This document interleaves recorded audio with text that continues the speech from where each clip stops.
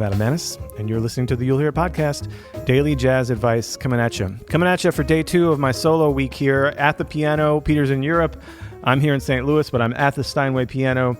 And this week I'm doing a sort of basic jazz theory series here called How Does That Work?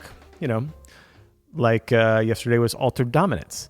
Today I want to be talking about diminished chords and how we often use them in jazz. There's a few different ways you can use a diminished chord, but first let's define what a diminished chord is. If we start on C, a diminished chord is built on minor thirds. So we have C, E flat, G flat, and A natural. So this chord is built around, at least in jazz, most of the time, it's built around the diminished scale. For a straight up diminished chord, it's built around the whole half diminished scale. So we go in a series of whole steps, C to D, half step, D to E flat, and then so on, whole step, half step, whole step. So E flat, F, F sharp, G sharp, A, B, C. So if you skip a note, right, you get this C diminished 7. Okay, so how do we use diminished chords in jazz? Now, diminished chords are often used as a substitute for a 7th chord. It can be, say here we have our C diminished 7. This could be acting as a 5 chord to D flat major. You hear this all the time, right? From the half step below the diminished. Or it could be going to B flat minor.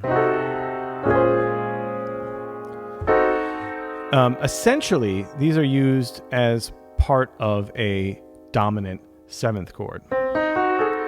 It can really be used as a dominant 7th, flat 9, remember all altered extensions from yesterday, from any root note a half step below any of the notes in the 7th chord. So wherever you would use a B7 flat 9,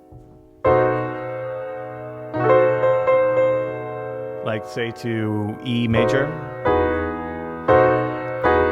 you could use one of these 4, because it's symmetrical, diminished chords. So C or A. Like that's kind of how they function. But mostly they go from the half step below. You might see them used there. They're also used to substitute a tonic chord. So if I'm landing on C, you see this all the time where you would use a C diminished to delay going into the C major 6-9.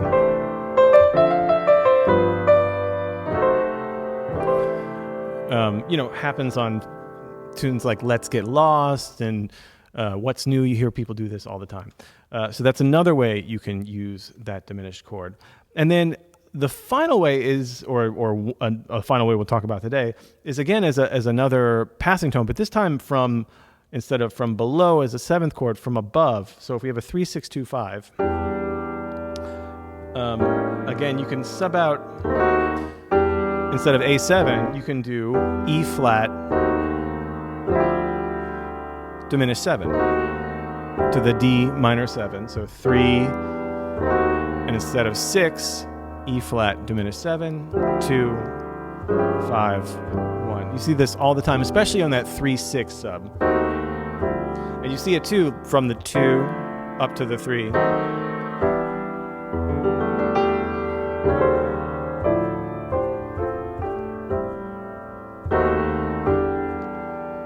This is a sound you hear a lot of in jazz. It's how we use these diminished chords. So we have an option is to use it from below,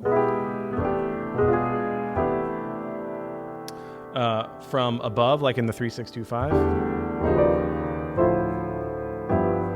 And then as a substitute for the 1. That's so beautiful.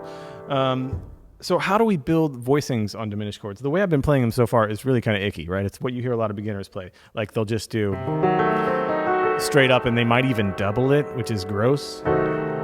So we noticed from our scale, our whole half, that we actually have 4 other notes in this octatonic scale.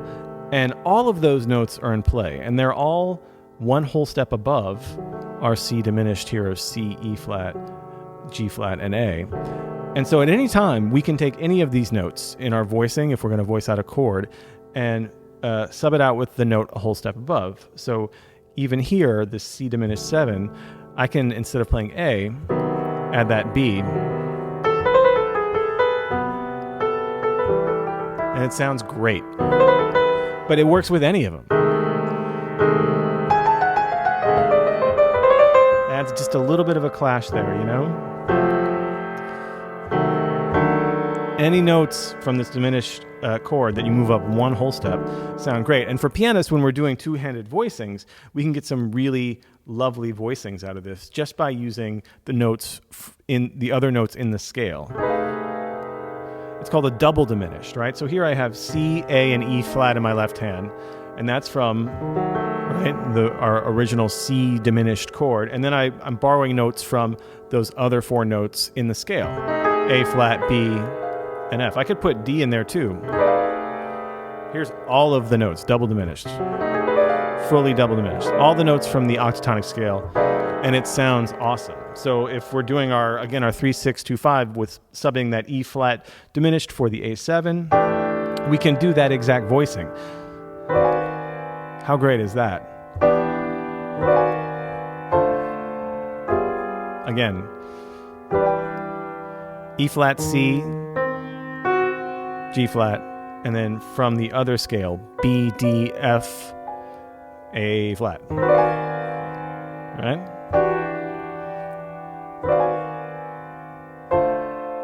I love that so much. That sounds so good.